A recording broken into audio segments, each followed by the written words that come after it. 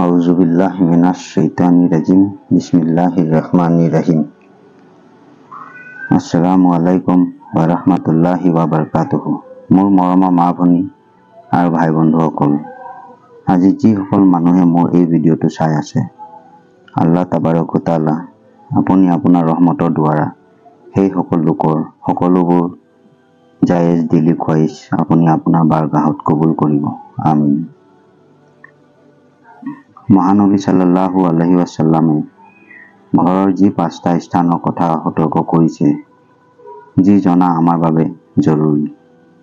প্ৰিয় দৰ্শক, আজিৰ ভিডিঅ'টো সকলোৰে বাবে বহুত বেছি গুৰুত্বপূৰ্ণ, সেইবাবে ভিডিঅ'টো সম্পূৰ্ণ চাব।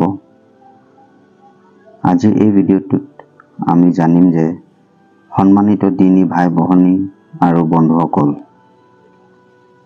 আহক আমি এতিয়া জানি লওঁ মহানবী সাল্লাল্লাহু আলাইহি ওয়াসাল্লামে ঘৰৰ যি 5টা স্থানৰ কথা সতৰ্ক কৰিছে। 1. বিছনা। যি বিছনা দীৰ্ঘদিন ধৰি কোনো নাথাকে অথচ সেই বিছনা পাৰি ৰখা হয়, তেনে বিছনা। ৰাসূলুল্লাহ সাল্লাল্লাহু আলাইহি ওয়াসাল্লামে কৈছে, এটা বিছনা ব্যক্তিৰ বাবে, এটা পৰিবাৰৰ বাবে, এটা আলহীৰ বাবে, চতুৰ্থ শয়তানৰ বাবে। নাউজুবিল্লাহ। সুনানে নাসাই, হাদিস নং 3385। মুহাদ্দিছ সকলে কৈছে, কোনো ব্যক্তি যদি দীৰ্ঘদিনৰ বাবে ঘৰৰ বাহিৰত যায়, তেতিয়া সেই বিছনা ভাঁজ কৰি থৈ যাব, আৰু যদি কোনো কাৰণত বিছনা পাৰি থৈ যায়, তেতিয়া বিছনাখন ভাল ধৰণে পৰিষ্কাৰ কৰি থৈ যাব লাগে। লগতে ভালদৰে নাচাই বিছনাখনত শুবও নালাগে, কিয়নো হ'ব পাৰে আপোনাৰ অনুপস্থিতিত তাত ক্ষতিকৰ কোনো কীট পতংগ আশ্ৰয় ল'ব পাৰে। আকৌ কোনো মুহাদ্দিছ চতুৰ্থ বিছনা দ্বাৰা অপচয় নিষিদ্ধ হোৱাৰ অৰ্থ গ্ৰহণ কৰিছে। 2 নম্বৰত গোসলখানা বা শৌচাগাৰ। শৌচাগাৰ আৰু গোসলখানা মানুহৰ বাবে স্পৰ্শকাতৰ স্থান। এইবোৰ মানুহৰ বাবে অতি প্ৰয়োজনীয়। ঠিক সেই ধৰণে ৰোগ জীৱাণু বিস্তাৰৰ স্থান। গতিকে সতৰ্কতাৰে সতে ব্যৱহাৰ কৰা আৱশ্যক। ৰাসূলুল্লাহ সাল্লাল্লাহু আলাইহি ওয়াসাল্লামে কৈছে, সাধাৰণতে পায়খানাৰ স্থানত শয়তান আহি বহি থাকে।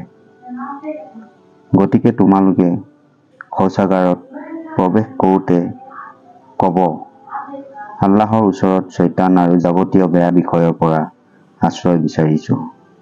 সুনানে আবি দাউদ, হাদিস নং 6।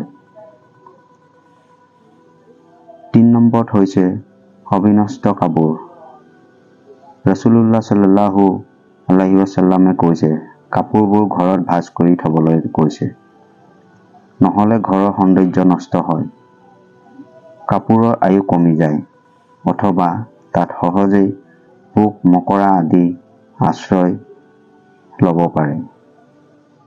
তেওঁ কৈছে, তোমালোকৰ কাপোৰবোৰ ভাঁজ কৰি ৰাখা, যাতে কাপোৰে প্ৰাণ ঘূৰাই পায়, কিয়নো শয়তানে যেতিয়া কোনো কাপোৰ ভাঁজ কৰা অৱস্থাত পায়, সেইটো পৰিধান কৰাৰ পৰা বিৰত থাকে, আৰু যেতিয়া মেলি থোৱা অৱস্থাত পায়, সেইটো পৰিধান কৰে। মুজামুল আওছাত, হাদিস নং 5698। হাদিস বিচাৰদৰা সকলে কয়, নবীয়ে কৰিম সাল্লাল্লাহু আলাইহি ওয়াসাল্লামে মূলতঃ কাপোৰ পৰিধান কৰাৰ পাছত খুলি ৰাখোতে কুচমুচ কৰি য'তে ত'তে পেলাই থোৱা নিষেধ কৰিছে। এনে কৰিলে কাপোৰৰ আয়ু কমি যায়, আৰু ভাঁজ কৰি ৰাখিলে তাত ক্ষতিকাৰক কিছুমান বস্তু সহজে আশ্ৰয় ল'ব নোৱাৰে।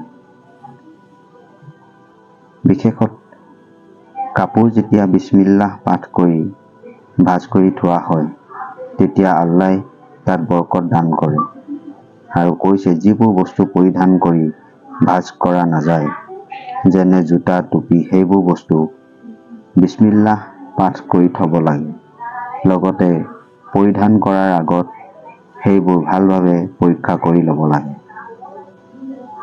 4 নম্বৰত কৈছে, প্ৰাণীৰ ছবিৰে সুসজ্জিত ঘৰত ফিৰিষ্তা প্ৰৱেশ নকৰে, কাৰণ এইবোৰ শয়তানৰ হাথিয়াৰ।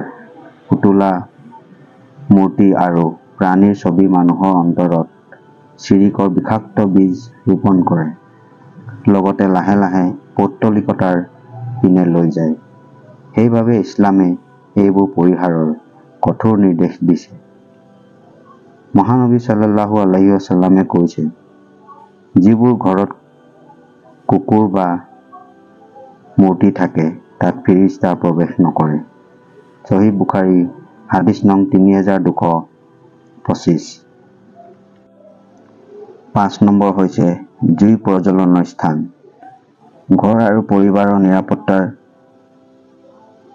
জনৰ বাবে জুই প্ৰজ্বলনৰ স্থানৰ বিষয়ে বিশেষ সতৰ্কতা আৱশ্যক। অসতৰ্কতাই ডাঙৰ বিপদ মাতি আনিব পাৰে। বিশেষকৈ ৰাতি শোৱাৰ সময়ত ঘৰৰ জুইবোৰ নুমাই হোৱা আৱশ্যক। মহানবী সাল্লাল্লাহু আলাইহি ওয়াসাল্লামে কৈছে, আৰু শয্যা গ্ৰহণৰ সময়ত মানে বিচনাত উঠাৰ সময়ত লাইট, চাকি ইত্যাদি নুমাই শুবা। সহিহ বুখাৰী হাদিছ নং 5623। মই আশা কৰিছোঁ আজিৰ ভিডিঅ'টো যিহেতু বহুত গুৰুত্বপূৰ্ণ, সেইবাবে ভিডিঅ'টো শ্বেয়াৰ কৰি দিব ইনশাআল্লাহ। প্ৰিয় দৰ্শক, আপোনালোকৰ খিদমতত এনেদৰে ইছলামিক আমল, বাণী, ৱাজাইফ আৰু ৱাজিফা আনি থাকিম। তাৰ বাবে আপোনালোকে মোক সহায় কৰিব।